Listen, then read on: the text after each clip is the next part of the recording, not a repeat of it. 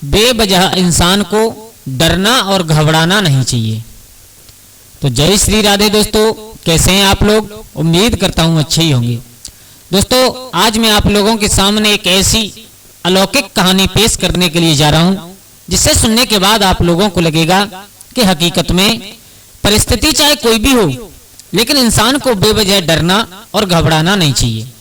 क्योंकि देखो, डरने से कभी भी परिस्थिति हटती नहीं है, कभी भी संकट दूर नहीं होता है। जितना आप ज्यादा डरोगे उतने ही ज्यादा आपको डर लगने लगेगा। मेरे भैया, तो कितनी भी परिस्थिति भयंकर क्यों नहीं सामने आ जाए, इंसान को डट करके उसका सामना करना चाहिए, बल्कि कभी बेवजह डरना नहीं चाहिए। डरने से हमेशा हमारी आत्मबल और शारीरिक बल दोनों कम हो जाते हैं और परिस्थिति तुम्हारे ऊपर और ज्यादा हावी हो जाती है। इसलिए सबसे निवेदन है कि कोई बेवजह डरना नहीं चाहिए। ये कहानी है एक मूर्खतापूर्ण और खरगोश की, जिसने अपनी मूर्खता के कारण, और एक बार हुआ क्या था। तो दोस्तों, कहानी शुरू करने से पहले आप लोगों से मेरा एक निवेदन है कि अगर आप हमारे चैनल पर नए दर्शक मेहमान बंधु बनकर के आए हैं तो प्लीज हमारे गजब ज्ञान यूट्यूब चैनल को सब्सक्राइब कर लें और हो सके तो अपने बच्चों को इस कहानी को जरूर सुनाएं, क्योंकि जब तक आप इस कहानी को नहीं सुनाओगे उनके दिल से बेवजह वाला डर और भय नहीं निकलेगा। तो दोस्तों, आपसे मेरा निवेदन है, कृपया वीडियो को पूरा देखें, तभी कोई बात आप लोगों की समझ में आएगी। तो दोस्तों, आप लोगों का समय ज्यादा बर्बाद ना करते हुए आ जाओ, कहानी प्रारंभ करते हैं। कि किसी जंगल में एक बेल का पेड़ था। बेल तो आप लोग जानते ही होगी, जिस पर बड़ा सा फल लगता है। बेल का पेड़ था और उसी बेल के पेड़ के नीचे और एक बिल में खरगोश निवास करता था। खरगोश रहता था। वो खरगोश तो आप लोग जानते हो, स्वाभाविक ही डरपोक जात हुआ करती है खरगोश की, बहुत डरता था। एक दिन क्या हुआ कि थोड़ा सा आंधी का झोंका आया, थोड़ी हवा तेज चल गई, तो एक उस पेड़ पर बेल पका हुआ लगा था। दोस्तों, आंधी का तेज झोंका आ गया तो वो बेल टूट करके पेड़ की डाली से और धड़ाम से आकर के जमीन पर गिरा। नीचे कुछ सूखे पत्ते पड़े हुए थे, उनमें लगा, आवाज ज्यादा तेज हुई तो अब खरगोश के कान में एकदम आवाज गिरी। तो खरगोश अपने बिल से निकल करके भागा। उसने सोचा विचारा नहीं, न कुछ देखा, भागा। आगे रास्ते में एक दूसरा खरगोश मिला। उसने कहा, क्यों भाई, और कहां भाग रहे हो तुम? चक्कर क्या है? इतने घबराए हुए हो, सांस चल रही है तुम्हारी, चारों तरफ चौकन्ना होकर के देख रहे हो, कारण क्या है, क्यों भाग रहे हो? तो उस जो खरगोश डर गया था, उसने कहा, भाई मैं जहां पर रहता था ना बिल बना करके, और वहां पर आसमान गिर रहा है। बोले क्या? बोले हाँ, आसमान गिर रहा है। अब मेरे भैया, उस दूसरे खरगोश ने भी कोई सोचा विचारा नहीं और वो भी वहां से भागने लगा। अब एक की जगह दो हो गई, दोनों भागते चले गए, भागते जा रहे हैं खूब तेज, पीछे मुड़ मुड़ के देख रहे हैं और भागते भागते भागते भागते एक दूसरा जीव मिला, एक सियार मिला। उस सियार ने पूछा, क्यों भाग रहे हो तुम दोनों खरगोश? बोले भाग इसलिए रहे भैया कि पीछे आसमान गिर रहा है। बोले किसने देखा है? बोले मैंने देखा है। जो खरगोश सबसे पहले भागा था उसने कहा कि मैंने देखा है, और जहां पर मैं बिल बना करके रहता था और उसी बिल के पास में और आसमान गिरा है।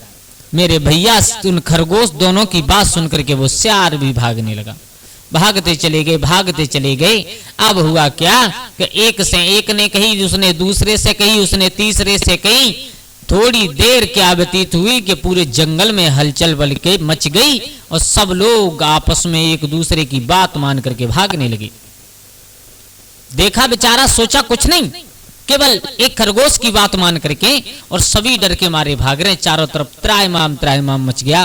बोले भागो, अपनी अपनी जान बचाओ, और जंगल में तो आसमान गिर रहा है, अब कोई जिंदा नहीं बचेगा, सब मर जाएंगे। बगैर बात के डर रहे हैं, इतना भय कर गए। भागते भागते जब जंगल के राजा के कानों में आवाज पहुंच गई, एक सियार ने जाकर के कहा, महाराज आप यहाँ पर मत बैठिए। बोले क्यों? बोले इस जंगल में आसमान गिर रहा है और सब जानवर भाग रहे हैं इधर उधर अपनी अपनी जान बचाने के लिए। महाराज, अगर तुम यहाँ बैठे रहे तो मुझे मालूम पड़ता है कि आप भी मर जाओगे।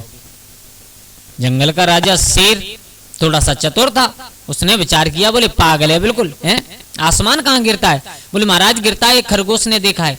उस जंगल के राजा शेर ने सभी जीवों को एकत्रित किया, सभी जानवरों को रोका, और रोकने के बाद कहा, अच्छा ये बताओ सबसे पहले देखा किसने था आसमान गिरा है? तो वही खरगोश निकल करके सामने आया जिसके बिल के पास और वो बेल का फल गिरा था।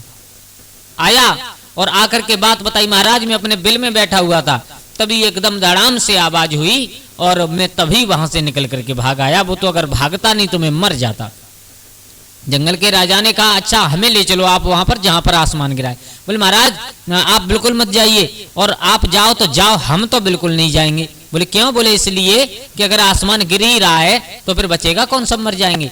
जंगल के राजा शेर ने कहा जगह आसमान गिरेगा तो जरूरी है कि वहीं गिरे, यहाँ भी गिरेगा, और मरोगे तो यहाँ भी मरोगे, इसलिए हमें दिखाओ तो। मेरे भैया वो खरगोश और उस शेर को लेकर के अपने बिल के पास में आया जहां पर बिल बना करके रहता था। मेरे भैया आकर के देखा, बोले कहाँ है आसमान? बोले महाराज यहीं पर गिरा था, मैंने आवाज सुनी थी। आगे बढ़ करके देखा तो एक बेल का फल गिरा हुआ है।